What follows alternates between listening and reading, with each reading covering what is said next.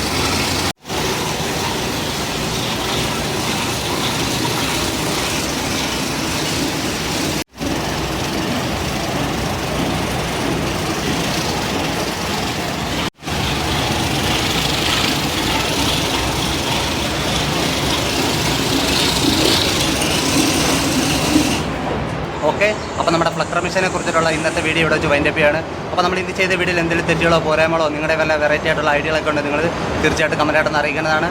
അപ്പോൾ നമ്മൾ അടുത്ത വീഡിയോയുടെ നമ്മൾ ഇന്ന ടോപ്പിക്കായിട്ട് കാണുന്നവരെല്ലാവർക്കും ബൈ.